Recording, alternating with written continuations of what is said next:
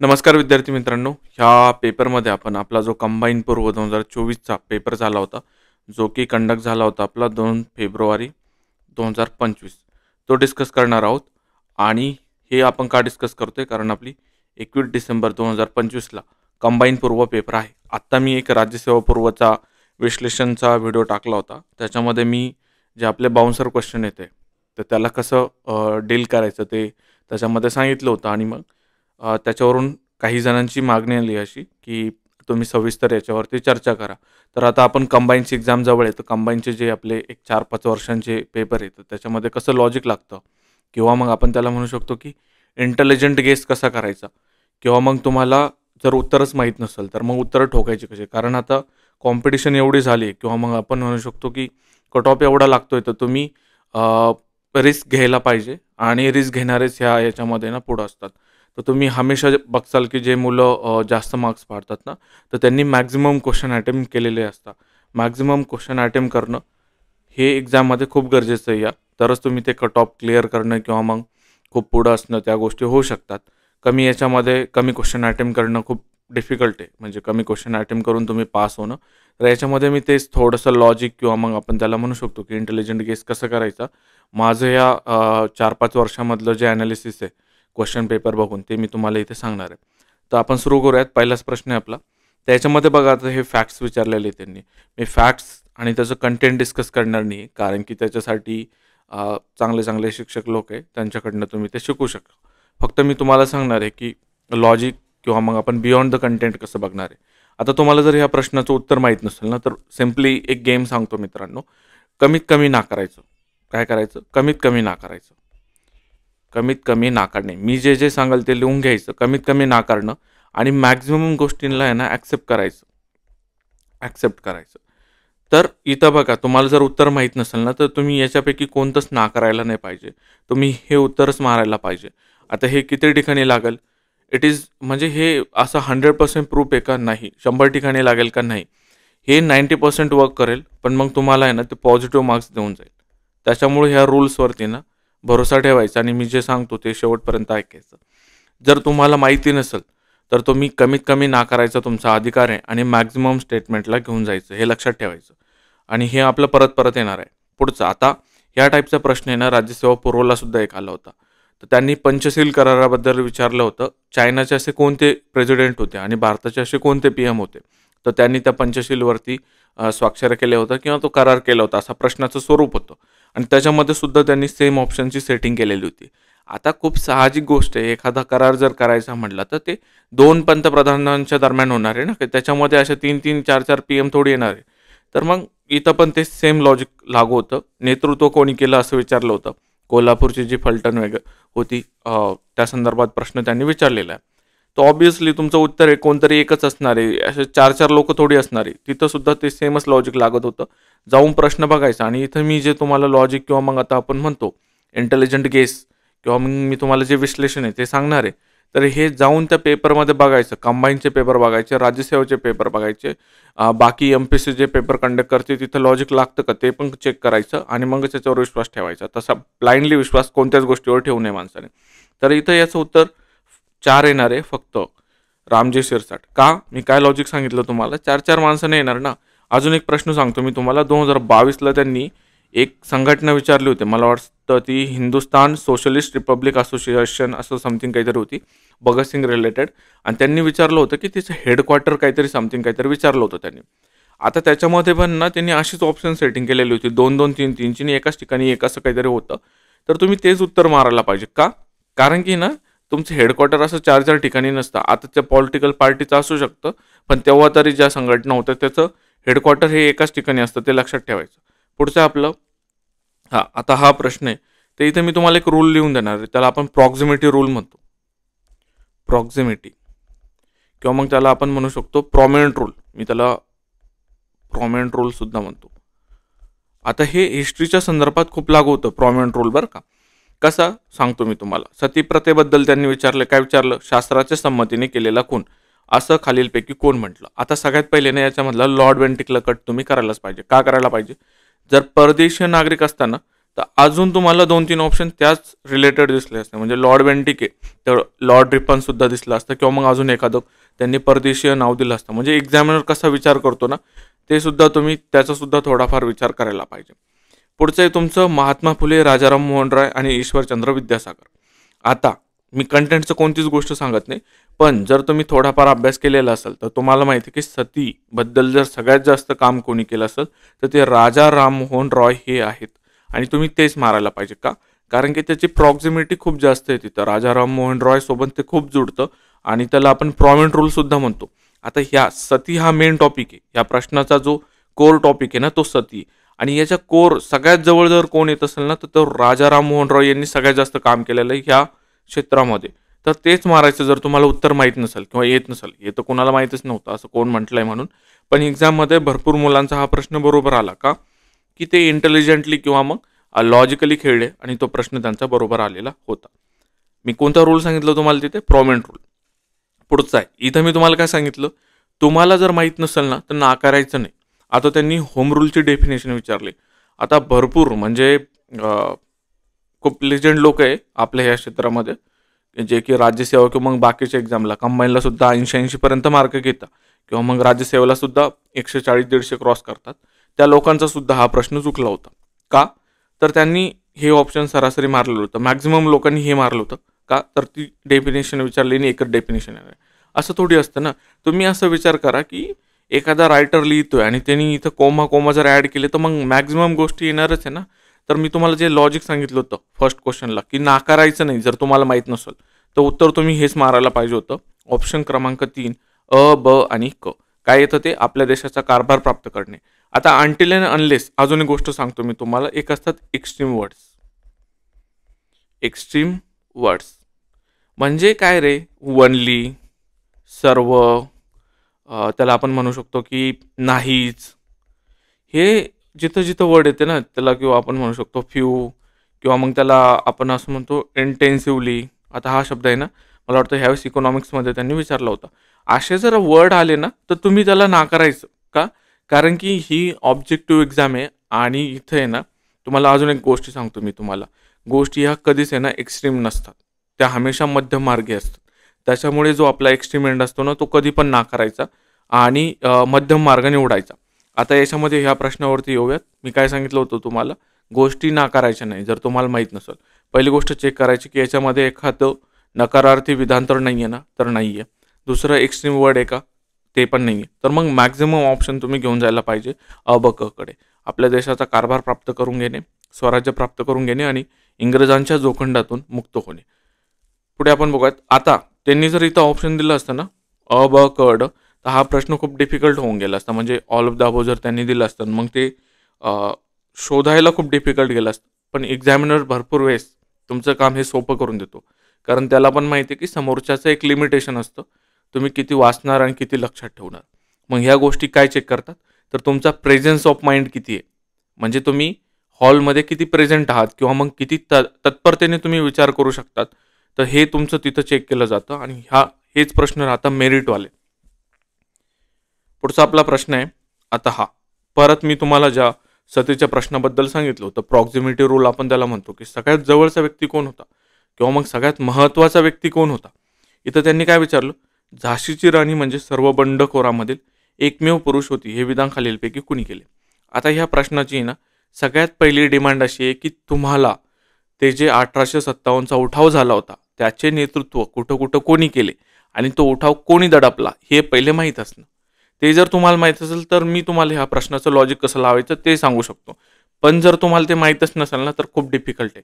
तर me always सांगतो तुमचं content is the king maker. Content is the king maker. आता हे जे मी तुम्हाला काय म्हणू शकतो त्याला लॉजिक किंवा इंटेलिजंट गेस सांगतोय. का सांगतोय? कारण की भरपूर मुलांचं असं होतं ना की ते एक 2-3 मार्कांनी किंवा 2-3 क्वेश्चनच्या फरकाने दरवेळेस कट ऑफच्या मागं राहतात आणि ते त्यांना पेपर कसा सोडवायचा ना ही टेक्निकच माहीत नसते. कारण की मोस्ट ऑफ द मुलांचं जे बॅकग्राऊंड आहे ना तर ते आर्ट्स वगैरे करून इकडे आलेले असतात आणि सायन्सवाले मुलं का जास्त पास होतात सांगू का तुम्हाला मी? सायन्स किंवा मग आपण म्हणतो डॉक्टर, इंजिनियर 12वीलाच आहे ना त्यांनी एवढे MCQ प्रॅक्टिस केलेले असते. ती नीट असू द्या किंवा मग त्यांची CET असू द्या.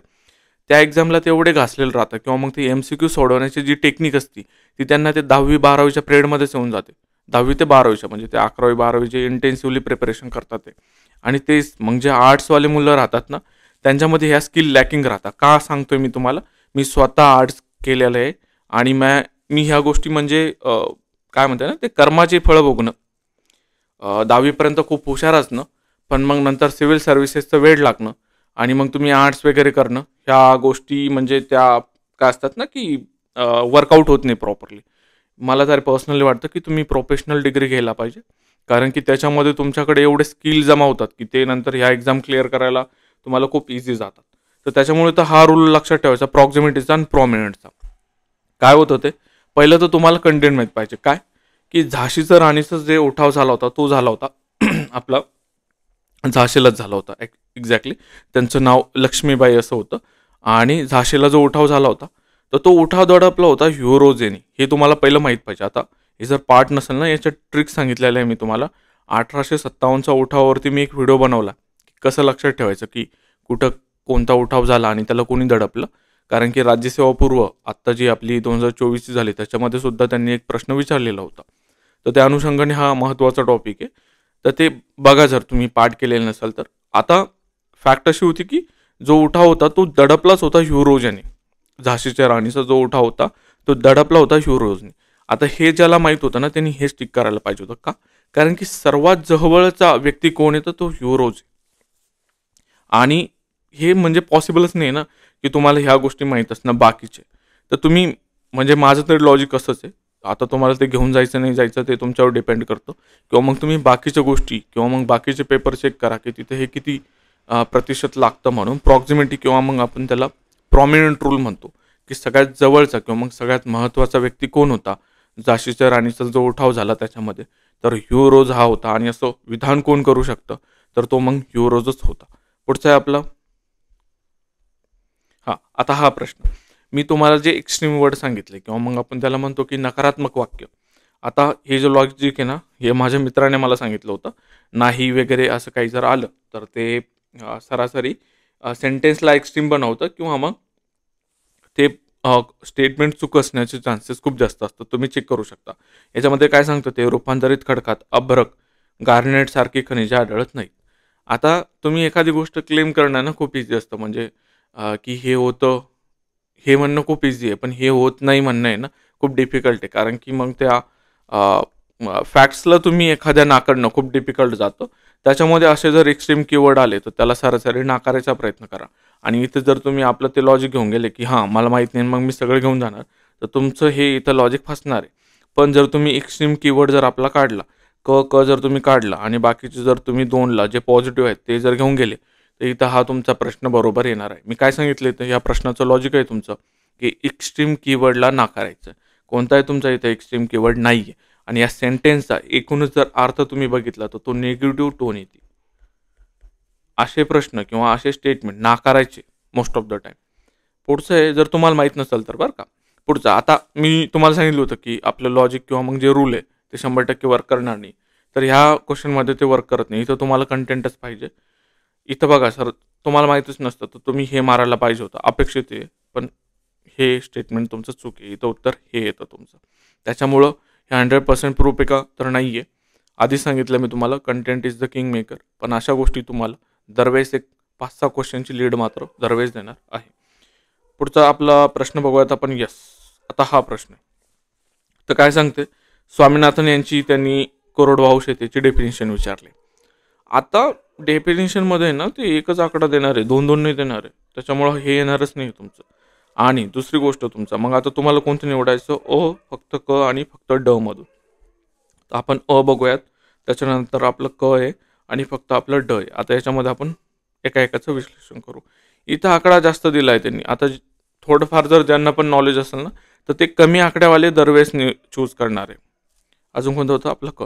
200 सेंटीमीटर पाऊस कुठे पडतो माहिती आहे का? 200 सेंटीमीटर जर पडला ना पाऊस तर अर्ध गाव वाहून जाईल आपलं. म्हणजे खूप जास्त प्रमाणात असतो 200 सेंटीमीटर पाऊस. तर थोडंफार नॉलेज असणं सुद्धा तुमचं गरजेचं आहे. आता खरं तुमचं कन्फ्युजन आहे ना ह्या 2मध्ये व्हायला पाहिजे होतं. आणि याच्यामध्ये सुद्धा तुम्ही ड निवडायला पाहिजे होतं. का? इथं तुमचा अभ्यास काम येणार आहे. इथं मी तुम्हाला किती सांगितलं ना, हे तुम्ही निवडायला पाहिजे होतं, तर ते एक्झाममध्ये तुम्हाला नाही सुचणार आहे. हे तुमच्या अभ्यासावरून डिपेंड होणार आहे. तुम्ही ए चूज करता, तुम्ही क चूज करता की तुम्ही ड चूज करता म्हणून. फक्त मला तुम्ही इथं काय सांगायचं होतं, हे ऑप्शन निवडू नका. कोणतं वालं? 2 नंबरचं. हे जर तुम्ही निवडलं असेल तर तुम्हाला मग तुमचे प्रश्न जे सोडवण्याची टेक्निक आहे त्याच्यावरती भरपूर काम करावं लागणार आहे. अजून एक प्रश्न असा येतो की हे लॉजिक कसे डेव्हलप करायचे. आता मी जे मागचा व्हिडिओ बनवला होता त्याच्यामध्ये काही कमेंट होत्या की हे लॉजिक कसं डेव्हलप करायचं. तर ह्या गोष्टी आहे ना, म्हणजे की तुम्ही जेवण केलं आणि ते डायजेस्ट झालं अशा काही गोष्टी नसतात. तुम्हाला याचा सराव करावा लागणार आहे. सराव कसा करावा लागणार आहे, तर तुम्हाला टेस्ट पेपर सोडावे लागतील खूप सारे टेस्ट पेपर. म्हणजे मी UPSCचं जेव्हा प्रिपरेशन करायचो तर पहिल्याच वर्षी मी जवळपास 110 टेस्ट सोडवले होते आणि त्या फक्त GSच्या होत्या. आणि म्हणजे त्याच्यानंतर मी जे 2-3 अटेम्प्ट दिले UPSCचे तिथंसुद्धा मी 90+ क्रॉस करत होतो प्रीला. आणि रिझल्ट येतो का, तर येतो. रिझल्ट येतो. तुम्ही फक्त मेहनत करायची, रिझल्ट 100% येतो. इथं मी तुम्हाला काय सांगितलं की तुम्हाला हे ऑप्शन चूज नाही करायचं. बाकी तुम्ही फक्त क आणि फक्त ड याच्यामधून जर तुमचा अभ्यास असेल तर तुम्ही योग्य उत्तरापर्यंत जाणार आहे, जे की आपलं फक्त ड असं येणार आहे. पुढचा आता हा प्रश्न आहे. मी तुम्हाला परत सांगितलं होतं की एक्स्ट्रीम कीवर्ड काय येतं. हे वस्तू आणि सेवांच्या एका निश्चित बास्केटवर आधारित आहे जे कधीही बदलत नाही. एक्स्ट्रीम आहे, तुम्हाला ते नाकारायचं आहे. तुम्ही जर क नाकारलं, इथं काय विचारलं, खरं आहे, तुम्ही क नाकारायचं होतं तुम्हाला आणि बाकीचं तुम्हाला घेऊन जायचं होतं. मी तुम्हाला काय सांगितलं होतं, नाही सॉरी, हे बघा इथं एक्स्ट्रीम वर्ड पहिल्याच स्टेटमेंटमध्ये एक्स्ट्रीम वर्ड आहे आपला सर्व, दुसऱ्या स्टेटमेंटमध्ये आपला एक्स्ट्रीम वर्ड आहे केवळ, आणि तिसऱ्या स्टेटमेंटमध्ये आपला एक्स्ट्रीम वर्ड आहे कधीही बदलत नाही. आता हे तीनही तुम्हाला नाकारायचे होते आणि तुमचं उत्तर तुम्हाला हे मारायचं होतं. आता तुम्ही हा प्रश्न जर वाचला तर याच्यातून तुम्हाला निगेटिव्ह अर्थ मिळणार आहे, याच्यातून सुद्धा तुम्हाला निगेटिव्ह अर्थ मिळणार आहे, याच्यातून सुद्धा तुम्हाला निगेटिव्हचा अर्थ मिळणार आहे. तर असे स्टेटमेंट नाकारायचे. काय मी तुम्हाला सांगितलं, एक्स्ट्रीम कीवर्ड लक्षात ठेवा, वारंवार रिपीट करतोय. तर मग याचं उत्तर तुमचं जे पॉझिटिव्ह आहे ते वाला येणार आहे, फक्त ड. काहीच माहिती नसलं तरी सुद्धा तुम्ही उत्तरापर्यंत पोहोचणार आहे. तसं पण हा इंडेक्स आहे ना खूप कमी लोक करतात, म्हणजे एवढ्या डिटेलमध्ये. Consumer price index for industrial workers, not expected. आता पुढचा प्रश्न खूप इंटरेस्टिंग आहे. असे प्रश्न येतात की तिथं ते विचारतात, 4 विधानं देतात तुम्हाला 1, 2, 3, 4 या फॉर्मॅटमध्ये, आणि असं विचारतात की खालील विधानांपैकी अयोग्य विधान कोणतं आहे. आता माझा मित्र होता अक्षय म्हणून, तर तो मला सांगायचा ना की आपण आहे ना 1 नंबरचं आणि 2 नंबरचं ऑप्शन रीडच करत नाही. असं जर प्रश्न आला तर आपण डायरेक्ट 3 आणि 4 नंबरचंच ऑप्शन बघतो. तर तो का सांगायचा नाही एवढं, त्यांनी तेवढी प्रॅक्टिस केली होती. पण तुम्ही बाकीचे पेपर बघा, म्हणजे आयोगाचे MPSCचे पेपर बघा, त्याच्यात तुम्हाला ते जाणवल. म्हणजे असं नाही की 1 आणि 2 नंबरला ते ऑप्शन चुकवत नाही म्हणून आहेत, पण ज्यादातर 90% चान्सेस असे राहतात की त्यांनी 3 नंबरचं किंवा 4 नंबरचं विधान चुकवलेलं असतं. आणि अजून एक हिंट सांगतो मी तुम्हाला, जर तुम्हाला माहिती नसेल आणि तुम्हाला एखादं स्टेटमेंट चूक करायचं आहे 100%, तर ते तुम्ही शेवटच्याला गंडवायचं, म्हणजे शेवटचा कट करायचा हमेशा, शेवटच्याचा बळी द्यायचा हमेशा. कोणाचा बळी द्यायचा? शेवटच्याचा बळी द्यायचा. इथं काय विचारलं त्यांनी, गुणात्मक पत नियंत्रणाचे साधन नाही. तुम्हाला काहीच माहीत नाही ना, 4 नंबरचं ऑप्शन मारायचं. का? तुम्हाला नाही विचारलेलं आहे, तुम्हाला अयोग्य विचारलं, नाही विचारलं, बरोबर नाही विचारलं, इनकरेक्ट विचारलं. हमेशा जर तुम्हाला माहीत नसेल तर बळी कुणाचा द्यायचा, 3 किंवा 4चा द्यायचा, आणि त्याच्यासुद्धा 4च्या याला प्रायोरिटी द्यायची. जर तुमचं 3मध्ये एखादं एअर वगैरे असेल, एअर किंवा त्याला आपण म्हणतो नंबर जर असेल, किंवा मग एक्स्ट्रीम वर्ड असेल, एक्स्ट्रीम वर्ड, तर मग तुम्ही 3 नंबरचा बळी देऊ शकता जर त्याच्यामध्ये असेल तर. आणि जर तुम्हाला 4थं नंबरचं स्टेटमेंट जर असं ओके वाटत असेल, हां ठीक आहे जनरलाइज आहे, जनरलाइज आणि फॅक्च्युअल स्टेटमेंटचं सुद्धा मी तुम्हाला एखादा प्रश्न होता तिथं सांगतो मी तुम्हाला काय असतं ते. तर जनरलाइज जर स्टेटमेंट असेल 4 नंबरचं तर त्याला घेऊन जायचं, आणि मग जिथं फॅक्ट आहे तर त्याचा बळी द्यायचा. ही गोष्ट लक्षात ठेवा. बळी कोणाचं द्यायचं? हमेशा शेवटच्याचा बळी द्यायचा, हे लक्षात ठेवायचं. पुढचा आपला प्रश्न आहे 23 नंबरचा. आता याच्यामध्ये परत एकदा मी तुम्हाला सांगितलं, तुम्हाला जर माहीत नसेल 1958ची फॅक्ट, तर तुम्ही, आणि अजून याच्यात केंद्र शासन पुरस्कृत, तर याला नाकारायचंच नाही, याला घेऊनच जायचं. आता हे कुठं लागू होतं ना, तुम्ही आपल्या राज्यसेवेचा पेपर काढायचा 2025ला झालेला, आणि इकॉनॉमीचे प्रश्न काढायचे. त्याच्यामध्ये त्यांनी 3 ते 4 प्रश्न आहे ना असे 2 लायनर विचारलेले होते. त्याच्यात लागतं की नाही ते बघायचं. तुम्ही बाकीचं सुद्धा पेपर काढून बघायचे. त्याच्यामध्ये हे लॉजिक जर लागत असेल ना, तरच तुम्ही इथून पुढचा व्हिडिओ बघा. किंवा मग याच्यानंतरचे माझे व्हिडिओ बघा, नाहीतर बंद करून टाकायचं, बघायचं नाही, त्याच्यामध्ये काही पॉईंट नाही. हे मी तुम्हाला माझं 20,000 प्रश्नांचं जेव्हा मी ॲनालिसिस केलेलं आहे त्याच्यानंतर मी तुम्हाला सांगतोय. आणि अशा गोष्टीनं कोणी मार्केटमध्ये सांगत नाही आणि सांगायला पण नाही पाहिजे. का नाही सांगायला पाहिजे सांगू का? आता ह्या गोष्टी ना काही काही वर्षी वर्कआउट नाही करत. जसं की मागच्या वर्षीनं ह्या गोष्टी वर्कआउट केलेल्या नाही आहे तेवढ्या प्रॉपरली. मग तिथे ना भरपूर जणांचा गेम गणतो आणि मग ते ब्लेम करायला लागतात. तो ब्लेम गेम किंवा मग त्याला आपण म्हणतो की व्हिक्टिम कार्डसुद्धा तुम्हाला प्ले करायचं नाही आहे. काय जे असेल ते तुमचं सगळं तुम्ही स्वतः त्याची रिस्पॉन्सिबिलिटी घ्यायला पाहिजे. तर मी काय सांगतोय तुम्हाला, मी जे तुम्हाला आता लॉजिक किंवा मग तुम्हाला इंटेलिजंट गेस सांगतोय ना, याच्यावरती तुम्हाला स्वतःला काम करायचं आहे. स्वतः तुम्ही PYQ ॲनालिसिस करणार आहे. माझा एक मित्र म्हणायचा की तुम्ही लॉजिक मार्केटमधून विकत घेऊ शकत नाही. तुम्ही हजारोचं ॲक्सेस करा लॉजिकच्या, ठोकताळ्याच्या, डझंट मॅटर. तुम्ही स्वतः जोपर्यंत ते PYQ प्रॅक्टिस करत नाही ना, तोपर्यंत म्हणजे त्या फॉर्मॅटमध्ये लॉजिक कसं अप्लाय करायचं किंवा मग कसं शोधायचं म्हणून जोपर्यंत तुम्ही PYQ प्रॅक्टिस करणार नाही ना, तुम्ही कितीच्या बॅचेस घ्या, इट डझंट मॅटर, काहीच फायदा होणार नाही त्याच्यातनं. आणि अजून एकदा सांगतो परत एकदा की लॉजिक मार्केटमध्ये विकत भेटत नाही, ते डेव्हलप करावं लागतं. इथं मी जस्ट तुम्हाला, आपण म्हणतो ना, ती दिशा दाखवायची असते. एखाद्याला जर त्याच्या डेस्टिनेशनपर्यंत जायचं आहे ना, तर बस तुम्ही त्याला सांगू शकता की हा शॉर्टकट वे आहे, इकडून 20 किलोमीटर जाण्यापेक्षा तू हे 5 किलोमीटरचा रस्ता पकड आणि तिथून जा, लवकर पोहोचेल तो. तर बस तेवढंच काम मी इथं करतोय. बाकी ते शिकवणं वगैरे आपल्या बसचे काम नाही. हां, याच्यामध्ये मी तुम्हाला काय सांगितलं की मिनिमम नाकारायचं. काय करायचं? मिनिमम नाकारायचं. जर तुम्हाला माहीत नसेल तर तुम्ही कन्सिडर करायचं की याचा 1% चान्स आहे का? 1% नाही, 0.5% चान्स आहे का बरोबर असण्याचा? जर असेल, तुम्हाला वाटत असेल ना, तर त्याला बरोबरच मानायचं. आणि हे ना, मी जे जे सांगतो ते लिहून ठेवायचं आणि याला वारंवार रिवाईज करायचं, PYQमध्ये याला चेक करायचं. पुढचा प्रश्न आपण बघूयात. हां, आता हा प्रश्न आहे ना, खूप जणांचा गणला होता. ॲक्च्युली ज्यांनी इकॉनॉमी खूप चांगलं केलं आहे ना, त्या लोकांचा सुद्धा गणलेला होता. आता त्याच्यामध्ये त्यांनी काय विचारलं की डॉक्टर विजय केळकर समितीचा अहवाल हा डॅश डॅशशी संबंधित आहे. आता भरपूर लोकांनी ना फायनान्शियल सेक्टर रिफॉर्म याचं उत्तर मारलेलं आहे. का तर ते ब्रॉड आहे. आता भरपूर जण आहे ना, हे ब्रॉडवाल्याला म्हणजे हे पण लॉजिक मार्केटमध्ये विकता, लॉजिक विकता. तर इथं ब्रॉड नव्हतं घेऊन जायचं, तुम्हाला स्पेसिफिकवालं घेऊन जायचं होतं. इनडायरेक्ट टॅक्स रिफॉर्म, त्याला आपण अप्रत्यक्ष करविषयक सुधारणा म्हणतो. आता त्यांनी जर विचारला की शेतकऱ्यांचा पहिला उठाव कुठं झाला होता आणि तिथं ऑप्शनमध्ये जर सुपे आणि पुणे दोन्ही असेल तर तुम्ही काय मारणार? पुणे मारणार आहे का? नाही, तुम्ही सुपेच मारायला पाहिजे. का? तुम्ही स्पेसिफिक जात आहे. तुम्हाला समजतंय ना? हा सुद्धा एक PYQ आहे. मला वाटतं त्यांनी 22 का 21ची जी ग्रुप सीचा पेपर झाला होता पूर्वचा, त्याच्यामध्ये तो विचारलेला प्रश्न आहे त्यांचा.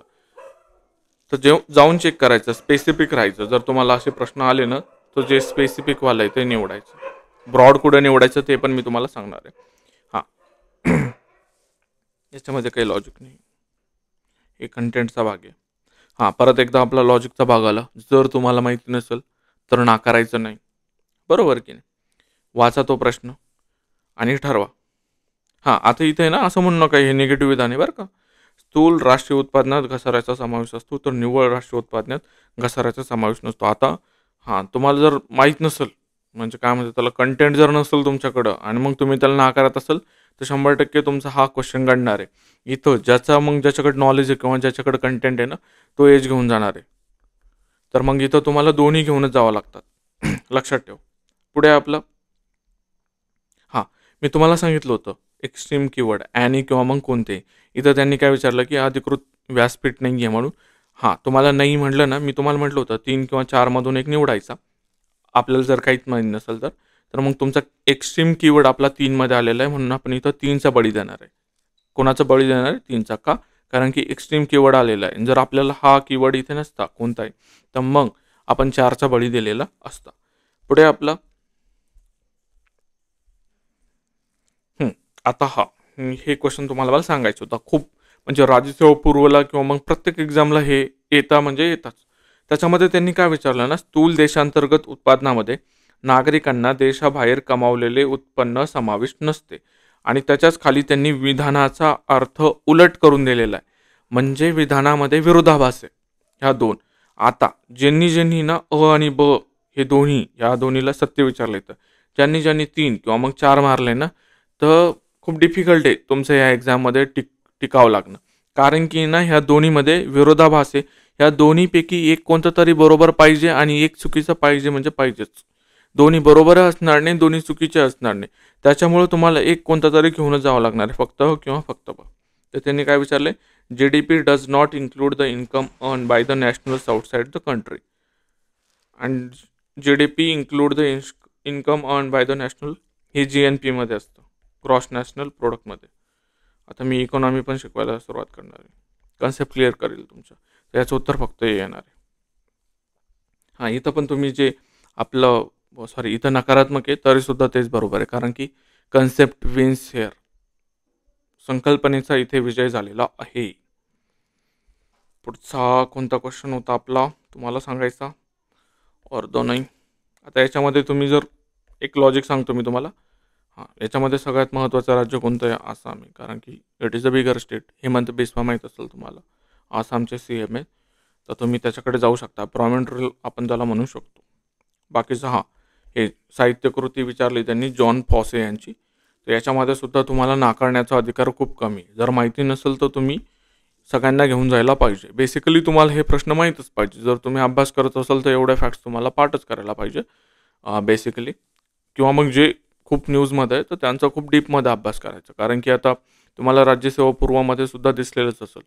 मागच्या वर्षीची राज्यसेवासुद्धा ह्या वर्षीची राज्यसेवासुद्धा जे करंट अफेअरचे प्रश्न आहे तर ते त्यांनी जे ठळक टॉपिक होते त्याच्यावरती विचारले आणि ठळक टॉपिकवरती त्यांनी खूप डीप लेवलचे प्रश्न विचारलेले आहेत.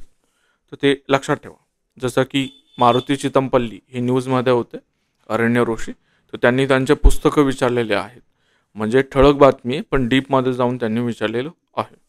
पुढचं आहे आपलं आता हा एक प्रश्न होता तुमचा, करंट अफेअरचा प्रश्न होता. लास्ट इयर जे करंट अफेअर आपलं डिफिकल्ट झालं त्याच्यामध्ये सुद्धा तुम्ही 2 प्रश्न काही माहीत नसताना आपल्या लॉजिकनुसार बरोबर आणू शकत होते.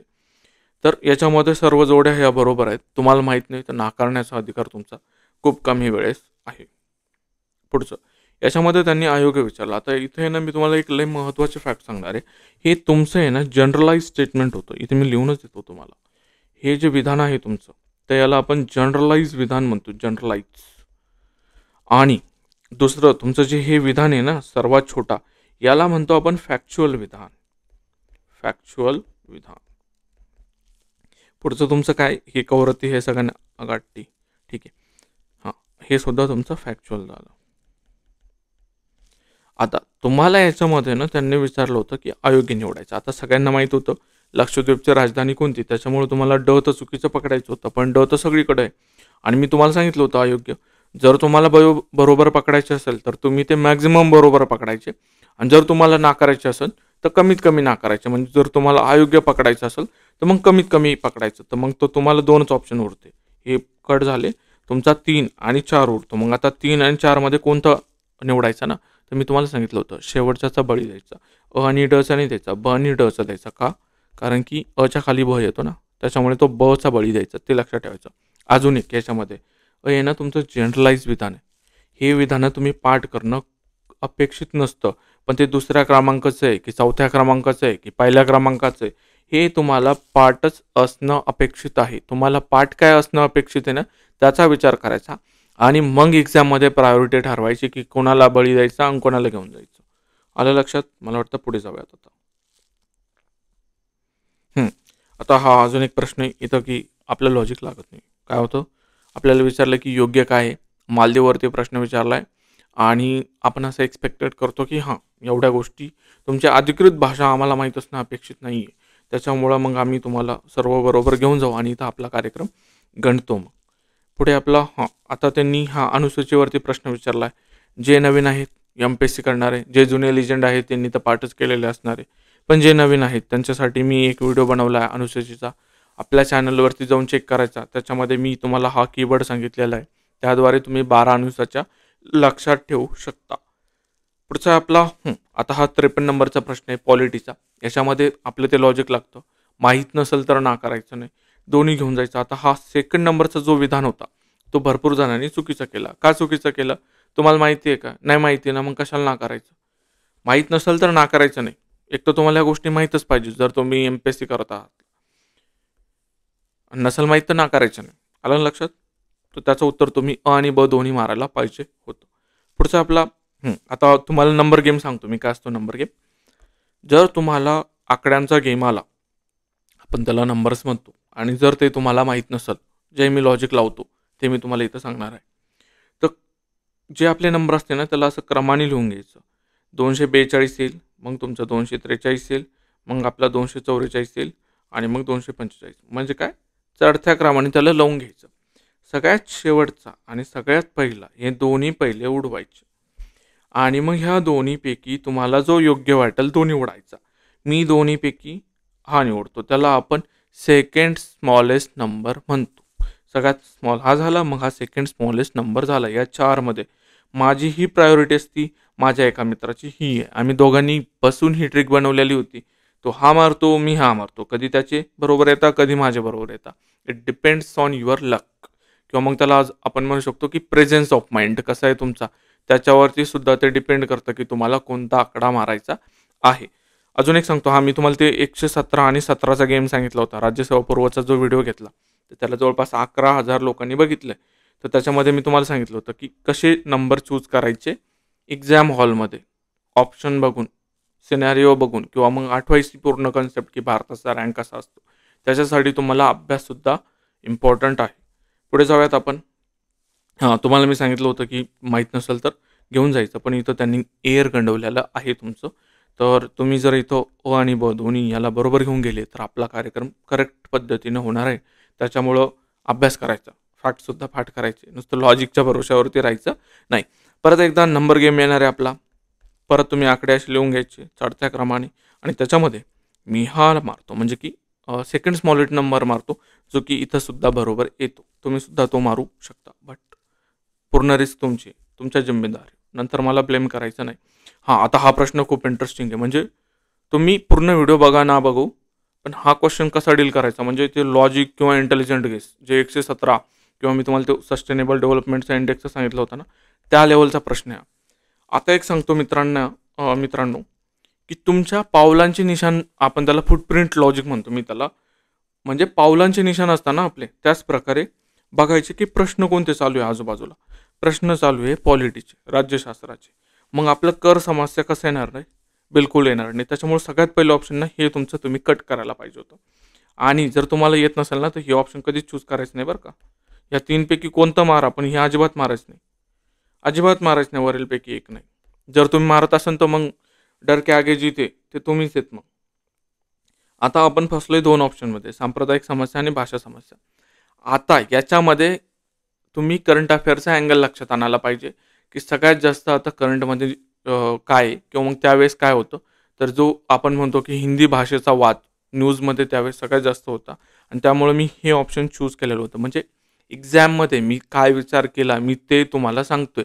तुम्ही सुद्धा ह्या पद्धतीने विचार करू शकता. आता हे कसं डेव्हलप केलं मी, खूप साऱ्या टेस्ट सोडवल्या होत्या. माझा एक करंट अफेअरचा अवेअरनेस आहे. त्याच्यानंतर मी बघतो की आजूबाजूला प्रश्न कोणते चालू आहे. एक्झाम हॉलमध्ये सुद्धा माझा अवेअरनेस राहतो. त्या पद्धतीने मी हे प्रश्न सोडवतो आणि आलेला. अजून एक लॉजिक सांगू का याच्यामध्ये, जर ह्या पद्धतीचे आली याला आपण प्युअर तुक्का म्हणतो. अशा प्रकारचे जर ऑप्शन आले आणि इथं शेवटी वरीलपैकी नाही असेल ना, जर तुम्हाला काहीच माहीत नाही ना, तर 3 नंबरचा मारायचा आणि हे तुम्ही ना 100 प्रश्न असे काढायचे. किती प्रश्नाला लागतो ते मला सांगायचं. ॲटलिस्ट 70 प्रश्नाला हे लॉजिक तुमचं लागतं म्हणजे लागतं. 30 प्रश्न तुमचे फसणार, पण 70 प्रश्नाला तुमचं हे लॉजिक लागणार. कोणतं मी सांगितलं, असे 3 ऑप्शन तुमचे दिलेले. 4थ्या ऑप्शनमध्ये तुम्हाला वरीलपैकी नाही आहे आणि तुमचं ऑप्शन 3 नंबरमध्ये हे तुमचं 70% लागतं. पण सगळ्यात बेस्ट काय की तुम्ही कर समस्या एलिमिनेट केलं आणि ह्या 2मध्ये सर्वात महत्त्वाचं कोणतं आहे किंवा न्यूजमध्ये कोणतं आहे, तर भाषा समस्या आहे. तर त्या अनुषंगाने लक्षात ठेवायचा प्रयत्न करायचा. पुढे आपण बघूयात कोणता प्रश्न आहे आता. हे शेवाळाचा प्रश्न आला होता. शेवाळा आणि त्याची उदाहरणं विचारली होती. तर आता ते खूप डीप चालले त्या टॉपिकमध्ये, प्लांट क्लासिफिकेशनवाला. म्हणजे ते टॉपिकला सोडत नाही आहे. टॉपिक त्यांनी तोच ठेवला आहे, पण त्याच्यामध्ये खूप आत घुसता येते. त्याच्यामुळं हे कसं लक्षात ठेवायचं नाही याच्यावरती सुद्धा एक व्हिडिओ बनवला आहे मी. एक 3, 4, 5 मिनिटाचा काहीतरी येतो. तर ते बघून घ्या. हे कसं पाठ करायचं ते त्यातून तुम्हाला सांगितलेलं आहे. आता हे प्लांट हार्मोनवरती सुद्धा दरवेळेस प्रश्न येतो. 2022 राज्यसेवा पूर्वला प्रश्न आहे, परत काही मेन्सला प्रश्न आहेत आणि परत इथं सुद्धा तुमचा प्रश्न आलेला आहे. तर हे याचे सुद्धा ट्रिक आहे. म्हणजे पहिल्या अक्षरावरून कसं लक्षात ठेवायचं ना, ते मी तुम्हाला त्याच्यामध्ये सांगितलेलं आहे. बघून घ्या. चॅप्टर एक हार्डली 2-3 मिनिटाचा व्हिडिओ येतो. त्याच्यामध्ये तुमचं ते कव्हर होऊन जाईल. पुढचं त्यांनी याच्यामध्ये काय विचारलं आहे, लस विचारली. आता या प्रश्नामध्ये काय करायचं ना, जर तुम्हाला काहीच माहीत नसेल, तर प्रॉमिनंट रूल सांगतो मी. सगळ्यात फेमस काय आहे ते मारायचं. BCG आपण खूप वेळेस वाचतो ना, त्याच्यामुळे BCG मारून द्यायचे आणि निघून यायचं बस. आलं तर आलं, गेलं तर गेलं. अशा स्वरूपाचे ते प्रश्न आहेत. येस, आता हा शेवटचा प्रश्न आहे जो की मी तुम्हाला सांगणार आहे. याच्यामध्ये बघा, त्यांनी काय विचारलं, चुकी बरोबर ते सांगा. पहिला प्रश्न जर तुम्ही वाचला तर सगळं पॉझिटिव्ह याच्यामध्ये. दुसरा वाचला, याच्यातसुद्धा पॉझिटिव्ह. तिसऱ्यामध्ये त्यांनी फक्त देऊन घोळ केलेला आहे. म्हणजे हा तुमचा एक्स्ट्रीम कीवर्ड झाला. त्याच्यामुळे तुम्हाला त्याला चूक करायचं होतं. बाकीचे तुम्हाला 2 बरोबर पकडायचे होते. या पद्धतीने मी 2024ला, जो की आपला 2 फेब्रुवारी 2025ला झालेला पेपर होता, तो सोडवलेला होता. आणि तुम्ही सुद्धा हे लॉजिक कसं डेव्हलप करू शकता, तर टेस्ट मॅक्सिमम सोडवा. नॉट नेसेसरी की तुम्ही टेस्ट सिरीजला एनरोल करायला पाहिजे. जे की करायलाच पाहिजे. जे की पुण्यासारख्या सिटीमध्ये राहतात, तिथं गेलेले आहेत. तर तिथं आपण पांढरे पोहे किंवा मग सुशीलचे पोहे खायला गेलेले नाही आहे. तिथं आपण जाऊन प्रॉपर टेस्ट सिरीज सोडवायची. जे क्लासेस वगैरे कंडक्ट करतात त्याच्यामध्ये. कारण ते एक्झाम हॉलमध्ये ते एक्सपिरियन्स येणं खूप गरजेचं आहे. आणि हे मी तुम्हाला जे लॉजिक सांगितलं एक्स्ट्रीम कीवर्डचे वगैरे, ते लक्षात ठेवा. असंच मी 2020पर्यंतचे जे कंबाईनचे आपले PYQ आहे ते घेण्याचा प्रयत्न करतो. कसं वाटलं तुम्हाला सांगा आणि बघूयात आपण आता काय काय घेता येतं ते. तर भेटूया पुढच्या व्हिडिओमध्ये. तोपर्यंत